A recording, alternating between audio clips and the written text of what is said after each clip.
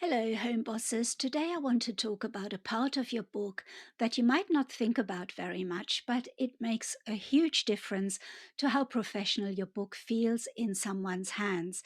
I'm talking about the pages at the very front of your book and the pages at the very back. Things like the title page, the copyright page, the dedication, the author bio. These pages are called the front matter and the back matter, and they are part of a book's production design. If you have seen my other videos in this series, you already know what production design is. And if you haven't, I will leave a link below this video. By the end of this video, you will know exactly which pages every book needs, what to put in each one, and how to turn the last pages of your book into something that actually helps sell your other books. This applies to every kind of book you might publish: picture books, journals, planners, activity books, puzzle books, novels, nonfiction, all of them. So make sure you watch to the end and let's get into it. Imagine you pick up a book from a shop, a book by a publisher you have never heard of. You open the cover, and the very first page is the start of chapter 1. No title page, no copyright page, nothing. How would you feel about that book? Most of us would feel a little bit uncertain. Even if the writing was good, something would seem off. The book would feel rushed. I think most of us, when we read a book, we expect the copyright page, the title page, maybe a dedication, something like that. And we don't even think about it when we look at a book. But if it was missing, we would probably notice, and maybe the book would feel a little bit amateur. So now imagine the same book, but when you open it, you see a proper title page with the book title and the author's name. You turn the page and there's a copyright page, maybe a dedication. Then chapter 1 begins. So that book feels finished. It feels like a real book. The difference is the front and back matter. These are the pages at the beginning and at the end of your book. And most people don't even pay attention, like I said, but if they weren't there, the book would feel unfinished.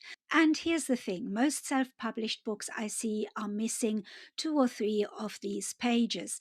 The author was so focused on the main content that they forgot to package the book properly. Or they thought that these pages didn't matter, but they do matter. And the good news is that this is one of the easiest things to fix on a book you have already published.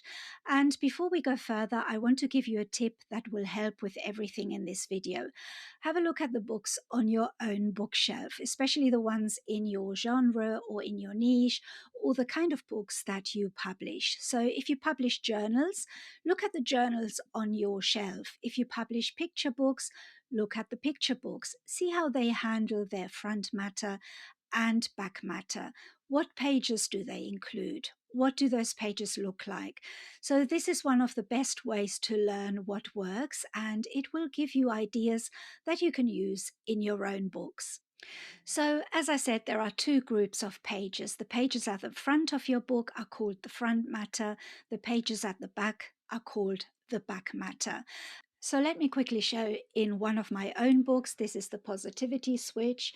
And what we have right at the beginning is the title page. Can you see? Right, if I can get this in focus. So the Positivity Switch, and you can see that it kind of matches the book cover. So you should ideally use the same fonts or very similar fonts. And then it's basically just the title, the subtitle, and the author. You don't even have to have the author, but it's usually the title and the subtitle. And then when we go on to the next page, there's the copyright page, and then there's an about the author page. About the author page can also go in the back of the book. It doesn't have to be at the front. Sometimes it's quite nice to have it at the back, because when the person has finished reading the book, they then want to know a little bit more about the author. But that's up to you. You can put it at the front if you like. And what else have we got? And then we have the contents. So all of this is the front matter. And then we have a dedication page here. So that can be very, very simple. You don't have to have an illustration if you don't want to. It can just be the text. And then there's an introduction page. So there's all different pages that you can have as your front matter. So we'll talk about this a little bit in this video. And basically, the front matter is everything that comes before the main content of your book, things like the title page, the copyright page, a dedication, and a how to use page if your book needs one, for example, for a coloring page or for an activity book or for a journal, and sometimes a table of contents as well. And back matter is everything that comes after the main content. Things like the author bio, you can have that at the back, or a thank you note to the reader, or a page showing your other books, and sometimes a place to leave a review request. I show you again in mine. Let's have a look. So right at the back, I have got this page here that says ready to take the next step, and then the book that goes with this book. So I made, this is the main book, and then I made a journal to go with this book. So I've put that at the back. So that is a way to advertise your other books. So the back matter is a really good place for that. And both the front matter and the back matter are doing important work. The front matter tells your reader who you are and what they are about to experience, and the back matter tells the reader what to do next. So I'm going to walk you through each of these pages in detail. So by the end of this video, you will know exactly what every book needs. So after the first page, after the cover, is the title page. And this is one of the simplest pages in your book, but it is also one of the most important. It should have the title of your book, your author name, and that is pretty much it. You can also include the subtitle if your book has one. And if your book is part of a series, you can include the series name. What you do not need on a title page is a busy design. So just keep it really simple, white or cream background, your title in a clear font, and your name below it, and maybe a small decorative element if it fits the tone of your book. And I've seen this in one of the coloring books that I looked at, which was quite interesting. So here's a coloring book, and I like to research books in my niches. If I'm creating a coloring book, then I look at what other people are doing, and you can see the example of the title page basically has a little design from the coloring book. It's similar to the cover, but it's not exactly the same. But that's quite a nice idea, because then people have another thing to color. So you can make the title page more decorative, but in a written book like this one, for example, I would keep it really plain, but it's a nice touch in a coloring book. So here's a tip that will make a real difference. The font on your title page should match the font on your book cover. Most traditionally published books do this, and it makes the book feel cohesive and professional. If you used a cover designer, you can ask them to send you a PNG file of the title text from the cover, and most cover designers are happy to do this, and some include it in their package. And then you just place that image on your title page. But if you designed your own cover like I do, then simply use the same font on your title page that you used on the cover. A clean title page with a matching font creates a much more professional looking book. The next page after the title page is the copyright page. This is the page most self-publishers either skip entirely or they get it wrong. So I want to spend a bit more time on this one. A proper copyright page protects your work legally and signals that you are a professional publisher. It doesn't need to be long, but it does need to include a few specific things. Here's what to include on a basic copyright page. The copyright notice. This is the word copyright followed by the symbol and the year, then your name or your publishing name. For example, copyright symbol 2026, Nuria Corby or by Nuria Corby, a line that says all rights reserved, your publishing name if you have one. I publish under the Homeboss Media, so that would go there. And the ISBN if you have one. This is optional for KDP because Amazon provides a free ISBN, but if you have your own, this is where to list it. And then you'd need a short paragraph saying that no part of the book may be reproduced without permission. And there are standard templates for this wording that you can find online or inside KDP's help pages. And you can also watch to the end of the video and I'll tell you where you can get some of these pages for free. So that is really all a copyright page needs. It looks formal, it looks professional, and it tells the reader that they are holding a real book published by someone who knows what they are doing. So if you are skipping this page on your books right now, this is the easiest fix you can make. Add a copyright page to your next upload and your book will instantly look more professional. And after the copyright page, you can add a dedication. A dedication is one short line that says who the book is for. Things like, for my mum, or for everyone who has ever felt stuck, or for my husband who believed in this from the start. This is an optional page. Not every book needs one, but adding even a short dedication sets a personal tone. It tells the reader that there is a real person behind this book, not just a brand. And you don't need to overthink it. One line is enough, centered on the page, in a slightly larger font than the body text. That's all it needs to do. And I can show you an example in one of my books. I think I showed you earlier. So a very quick dedication page here. So it's just a sentence, you don't even need the image. And it just makes the book look a little bit more personal. So this next page is essential for some books and not needed for others. If you are publishing a journal, a planner, an activity book, a puzzle book, or any kind of book where the reader needs to know how to use it properly, you should have a how to use page. The how to use page sits at the front of your book, usually after the dedication or the copyright page, and it explains exactly how to get the most from your book. For a journal, this might explain what each section is for, how often to use the book, and any rituals or prompts that help the reader get started. For a puzzle book, this might explain the difficulty levels, where the answers are, and any tips for solving the puzzles. And for an activity book for children, this might explain what each activity teaches and how parents can help.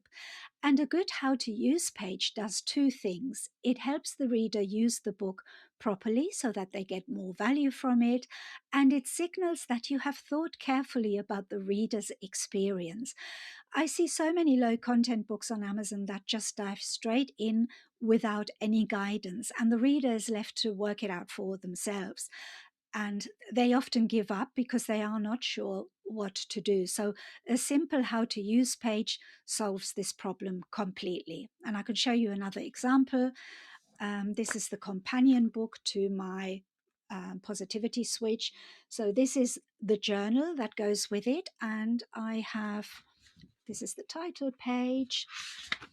So there's the copyright page and there's an introduction page. I'm trying to get the camera to focus. So that explains what the book is about, and so it tells people, it carries on there, it tells people how to use this book, and it's always a good idea to include that so that the person who buys the book knows what to do with the book. Sometimes books like that are almost too simple and they don't explain what you're supposed to do. So now let's talk about the back matter. We've talked about the front matter, which are the pages at the front, and the pages at the end of your book are the back matter. And the first thing you should always have at the back of your book is an author bio. That's if you haven't got it at the front. The reader has finished your book and now they are ready to hear more about you as the author. But some author bios could also go in the front matter, like I said, especially for nonfiction or for academic books where the author's expertise is the primary reason the reader is buying the book. So it's really up to you, and it depends on the type of book that you create. And an author bio is a short paragraph about you. 2 or 3 sentences is enough. And it should tell the reader a little bit about who you are, what you do, and where they can find you online. So here's the important bit. Always include where the reader can find you. Your website is the best place to send them. You can also include your social media, and because the reader has just finished your book and enjoyed it, this is the moment they might want to follow you or connect. So a simple line: for more fabulous coloring books, visit, and then the website, and that works really well. And it tells the reader exactly where to go. And once they get there, your website can do the rest. It can show your other books, offer a free download, or invite them to sign up for your newsletter. This is important to understand because Amazon has rules about what you can link to inside your book.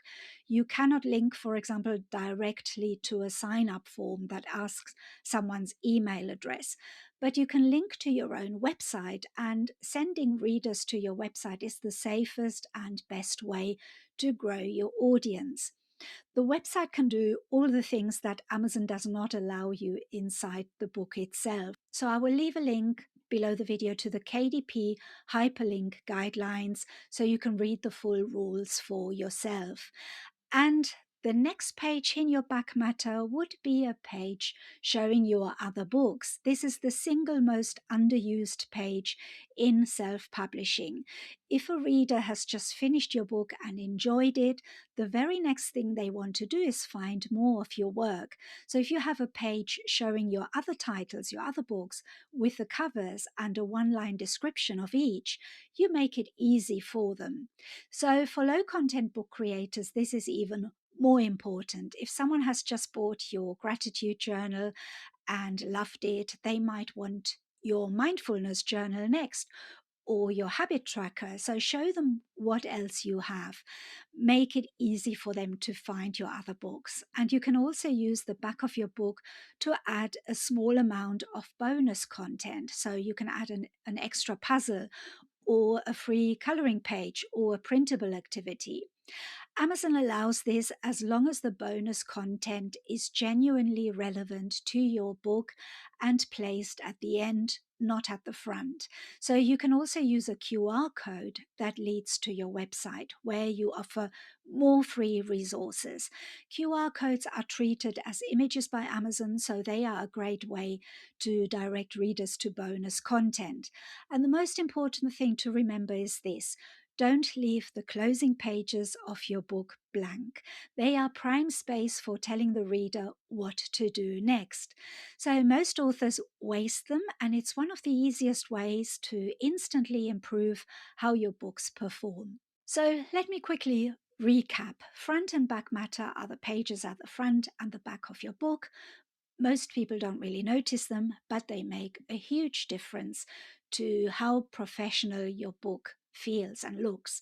So the minimum every book needs is a title page and a copyright page at the front, and an author bio at the back. For most books, I also recommend adding a dedication and a page showing your other books.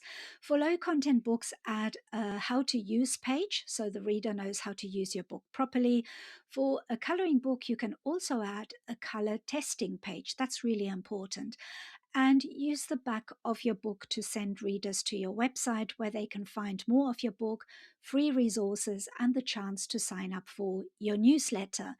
And never leave the closing pages of your book blank. They are prime space for telling the reader what to do next. Before you go, I want to share something with you. I have created free copyright page templates that you can download today. They cover different book types. There's a standard copyright page that you can use on any book. There's a low content book page, fiction and non-fiction books, with all the wording already in place. You just add your details and you're ready to go. The link is in the description below this video. And these templates are the first part of a bigger project I'm working working on called The Complete Guide to Book Front and Back Matter. The full guide will include templates for every page we have talked about today, and it will be available on my website soon. Members of the Home Boss Academy will get the complete guide included in their membership. But the copyright page templates are free for everyone watching this video, so go ahead and grab them while you're here. So if you found this video helpful, please give it a thumbs up. It really helps with the channel. And this video is the third in a series I made on how to make your books look more professional. And I'll be adding more videos, so make sure that you're subscribed so you don't miss the next ones. So I would love to hear from you in the comments. Which of these pages do you usually include in your books? And which ones might you have been missing? Let me know. So thank you so much for watching. I really appreciate every single one of you. Take care of your business and take care of yourself. See you in the next video. Bye for now.